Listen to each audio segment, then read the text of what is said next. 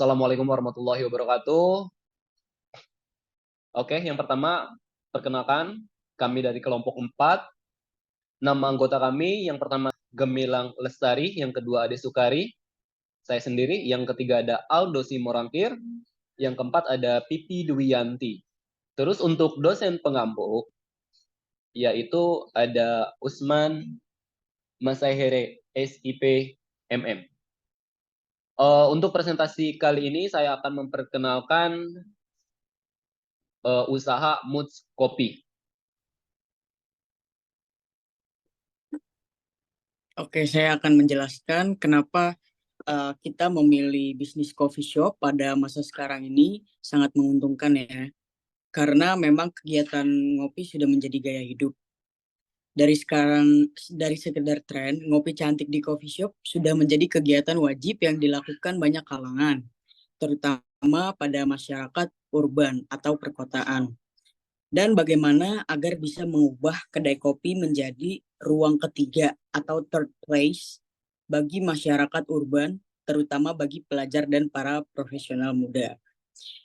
Visi dari Moods Coffee ini adalah menjadi coffee shop berkonsepkan homey dengan mengutamakan suasana dan keunikan desain yang warm. Tetapi tetap menyajikan kopi bervarian yang berkualitas dan didukung oleh pelayanan yang cepat dan bersahabat dalam rangka memenuhi selera dan kepuasan pelanggan. Dan misi kita itu adalah menciptakan inovasi varian baru dari setiap menu kopi, mengutamakan kualitas dalam produk dan pelayanan sehingga konsumen merasa puas. Dan yang terakhir, selalu mengikuti perkembangan zaman dan menyesuaikan dengan keinginan pasar. Lokasi usaha Moods Coffee yang akan kita pilih itu ada di kawasan perkantoran SCBD.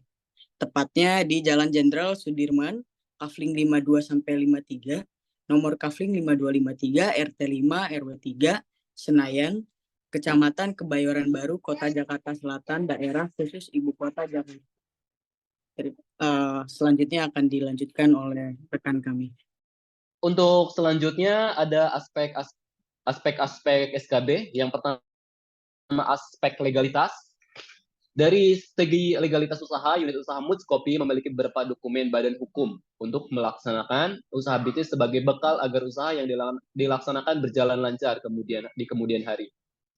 Beberapa dokumen hukum yang dimiliki berkaitan dengan aspek hukum seperti yang pertama ada NPWP, SIUP, terus TDP, merek dagang, akte pendirian usaha, dan SKDP.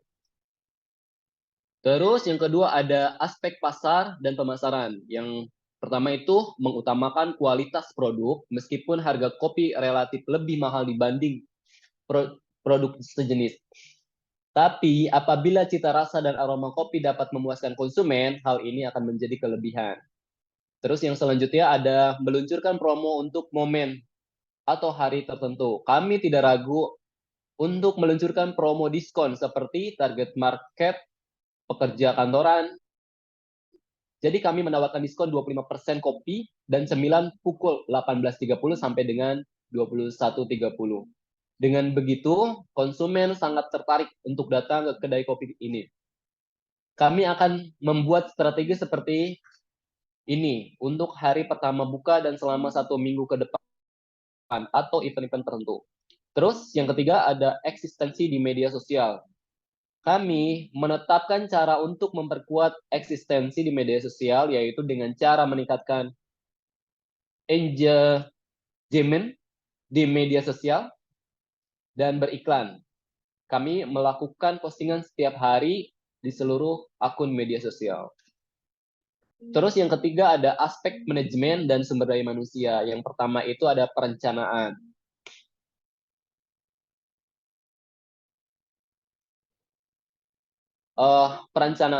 Pada tahap perencanaan ini, yang perlu diketahui adalah jenis-jenis pekerjaan yang diperlukan agar aktivitas usaha dapat berjalan dengan baik dan efektif.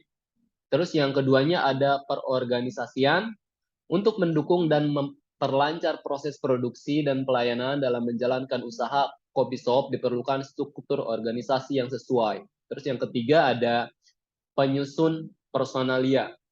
ada beberapa kriteria yang harus dipenuhi oleh calon karyawan untuk memangku jabatan di coffee shop ini.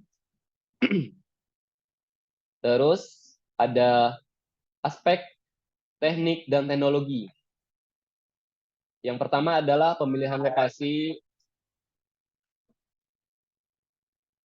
Terus yang pemilihan lokasi itu, lokasi usaha ini sangat strategis karena di sekitar lokasi perkantoran dan pusat kota akses jalan utama yang memungkinkan untuk dilihat para konsumen. Terus yang selanjutnya ada lokasi ini juga mudah diakses untuk para pekerja dan pemukiman warga setempat.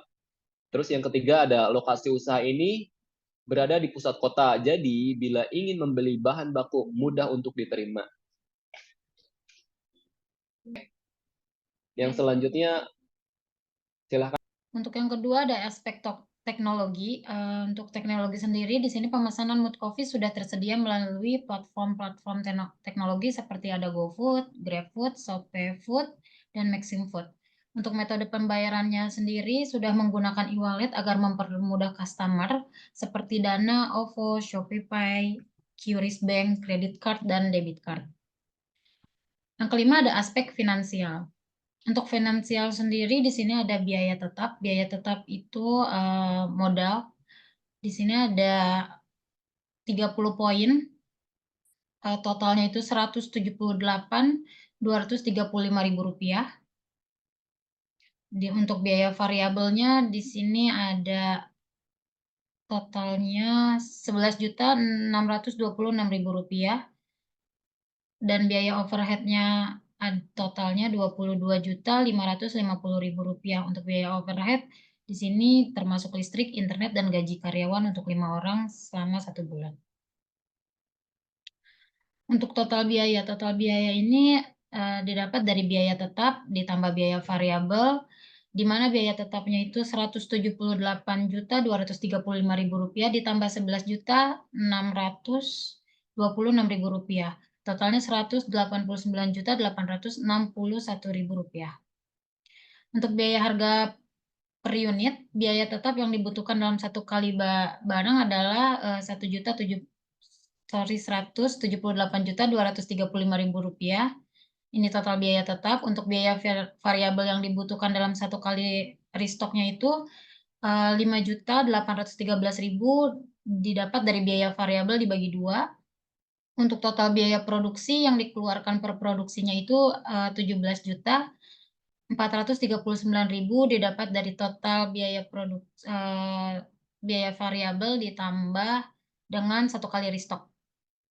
Untuk biaya per unit adalah total biaya produksi dalam satu kali produksi dibagi jumlah produksi yang dihasilkan per minggu. Itu mendapatkan hasil Rp19.377. Untuk di sini harga jual per buahnya atau per cup kita di Rp45.000. Untuk modal awal, biaya tetap ditambah biaya variabel untuk satu kali produksi menghasilkan Rp189.861.000. Ini biaya tetap ditambah biaya variabel ya. Dan untuk analisis titik impasnya atau break even point, itu BEP harga itu ada di total biaya produksi untuk satu kali produksi dibagi harga per unit. Untuk satu kali produksinya itu di Rp17.439.000 dibagi 900 cup. Dari 900 cup ini asumsinya kita 1 minggu itu jualan. Jadi harganya didapat Rp19.377. Untuk harga jual per unitnya kami di sini tetap Rp45.000. BEP produksinya, total biaya produksi untuk satu kali produksi dibagi harga unit. Itu di Rp17.439.000 dibagi Rp45.000 harga dari kopi kami. Itu menghasilkan 388 cup. Jadi untuk mencapai titik impas, maka dalam satu kali produksi atau stok yang terjual adalah 388 cup dengan harga per buahnya rata-rata Rp45.000. Untuk analisis keuntungan, pendapatannya produk yang terjual dikali harga jual. Produk yang terjual itu 900 cup, asumsinya yang seminggu kita jualan dalam 7 hari, dikali Rp45.000 harga jual kopi, menghasilkan Rp40.500.000. Total biaya produksi dalam satu kali produksi sama dengan 17.439.000. Keuntungan itu didapat dari pendapatan dikurang total biaya produksi. Total pendapatannya itu di sini 40.500.000 rupiah dikurang 17.439.000 rupiah dari biaya produksi, hasilnya 23.061.000 rupiah. Jadi keuntungan yang diperoleh dengan menjual 900 Moods Coffee dengan harga 45.000 dalam satu kali produksi adalah 23.061.000 rupiah. Untuk pengembalian modal, di sini ada sewa tempat. Sewa tempat itu di 70 juta dalam setahun, yang berarti perharinya 169.629 rupiah. Untuk biaya overhead sendiri, di sini perharinya menghasilkan 751.000 rupiah, 666 rupiah dari 22.550.000 dibagi 30 hari. Dan untuk total biaya produksi ditambah biaya overhead, ditambah biaya sewa, dibagi laba, itu di sini ada 17.439.000 ditambah 751.666 rupiah ditambah 169.629 rupiah dibagi 23.061.000 rupiah, itu laba usaha, menghasilkan 18.360.295 rupiah dibagi 23.061.000 rupiah. Jadi modal yang akan kembali dalam jangka waktu itu hanya satu kali produksi. Selanjutnya oleh Aldo. Ya, lanjut. Di sini ada aspek ekonomi dan sosial. Dengan adanya usaha Moods Coffee diharapkan agar memberikan dampak positif bagi struktur ekonomi masyarakat, yaitu meningkatkan pendapatan masyarakat dengan terbukanya lapangan pekerjaan bagi masyarakat yang memiliki kemampuan di bidang-bidang yang dibutuhkan oleh usaha ini. Serta adanya usaha ini akan menyerap tenaga kerja di sekitar tempat usaha, sehingga perekonomian wilayah setempat pun akan ikut meningkat. Sedangkan dengan adanya usaha Moods Coffee, menurut kami tidak terlalu berpengaruh terhadap lingkungan sekitar, karena proses dan pemasaran dari usaha kami tidak menghasilkan limbah yang mencemari lingkungan sekitar. Lanjut, ada aspek lingkungan hidup. Moods Coffee mencoba menerapkan sistem green marketing yang ramah lingkungan. Sistem ini diimplikasikan melalui daur ulang sisa limbah produksi. Misalnya, sisa bungkus kopi dijadikan kerajinan, lalu ampas kopi dijual ke tukang pupuk, lalu tersedianya tempat sampah di setiap sudut kafe untuk memudahkan customer membuang sampah pada tempatnya. Yang terakhir ada kesimpulan. Dari hasil analisis makalah laporan studi kelayakan bisnis dapat disimpulkan bahwa Moods Coffee dapat meningkatkan daya tarik dari segi tempat, harga, kopi, konsep.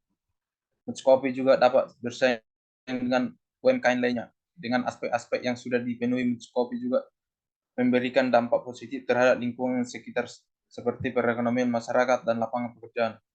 Makalah ini bertujuan untuk melakukan evaluasi terperinci terhadap potensi keberhasilan bisnis Moods Coffee dengan menganalisis berbagai aspek termasuk pasar target, analisis pesaing, proyeksi pendapatan dan biaya, serta faktor-faktor risiko yang mungkin mempengaruhi kinerja bisnis. Kesimpulan dari makalah ini akan memberikan rekomendasi apakah pendirian atau investasi dalam Moods Coffee merupakan langkah yang dapat memberikan keuntungan dan berkelanjutan dalam jangka panjang.